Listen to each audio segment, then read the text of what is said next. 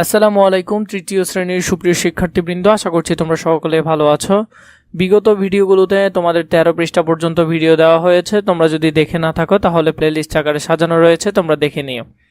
এখন শুরু করব তোমাদের ক্রমবাচক সংখ্যা থেকে। চলো শুরু করি। তোমার শ্রেণীর 20 জন শিক্ষার্থী উচ্চতা অনুযায়ী ছোট থেকে বড় ক্রমে লাইনে দাঁড়াও। লাইনের প্রত্যেক শিক্ষার্থী তার অবস্থান ক্রমবাচক সংখ্যায় বলো এবং নিচের প্রশ্নগুলোর উত্তর দাও। তোমার অবস্থান কতজন শিক্ষার্থী তোমার চাইতে লম্বা বা খাটো?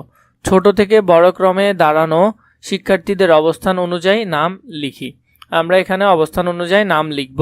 প্রথম অবস্থান বা প্রথমে আমরা দিয়েছি আখি, শায়লা, রিয়া, লামিয়া, হাবিবা, শামি, ময়না, নাবিলা, স্বর্ণা। নবমে দিয়েছি স্বর্ণা, দশমে দিয়েছি আয়েশা, একাদশে দিয়েছি মারুফা বা দ্বাদশে দিয়েছি রশিদা, ত্রয়োদশে দিয়েছি বাশার এবং চতুর্দশে দিয়েছি হাফিজা, পঞ্চদশে দিয়েছি নাসিমা, ষোড়শে দিয়েছি মালিহা, সপ্তদশে দিয়েছি তুলি এবং অষ্টাদশে দিয়েছি জাকির, ঊনবিংশতে দিয়েছি জলিল এবং বিংশতে দিয়েছি কবির। এখানে আমার অবস্থান ছিল ত্রয়োদশে বাশার।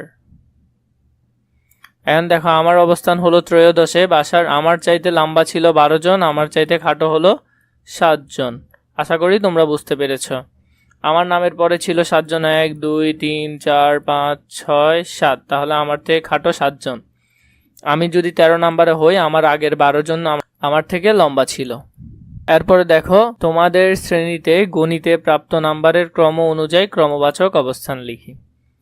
নাম বড় থেকে ছোট ক্রমে অনুযায়ী গণিতের প্রাপ্ত নাম্বার ছিল 100 ছিল ঐশী, 98 ছিল শিমু, এভাবে 198।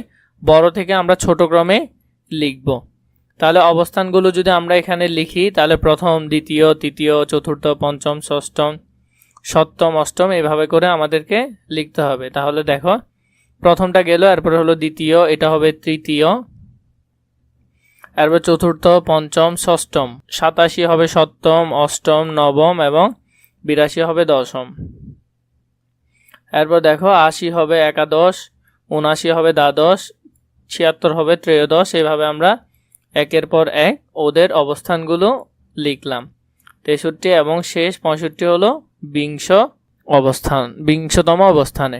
বাম দিক থেকে নিচের সারির দ্বাদশ নাম্বার পিঁপড়াটি রং করতে বলছে। তাহলে প্রথম, দ্বিতীয়, তৃতীয়, চতুর্থ, পঞ্চম, ষষ্ঠম, সপ্তম, অষ্টম, নবম, দশম, একাদশ এবং দ্বাদশ। তাহলে এই পিঁপড়াটি যদি আমরা রং করি, তাহলে দেখো এখানে তোমরা এরকম করে সুন্দর করে রং করে দিবে। তাহলে দেখো এখানে দ্বাদশ নাম্বার পিঁপড়াটি আমি রং করে দিয়েছি। এরপর দেখো নিচের সিঁড়ির ধাপগুলোতে ক্রমবাচক সংখ্যা বসাই। প্রথম, তাহলে এটাতে হবে দ্বিতীয়, তৃতীয়, চতুর্থ, এভাবে তৃতীয়, চতুর্থ, পঞ্চম, ষষ্ঠম, সপ্তম, অষ্টম, নবম, দশম, একাদশ এবং দ্বাদশ। আমরা এগুলো সবগুলো সিরিয়াল লিখে ফেললাম।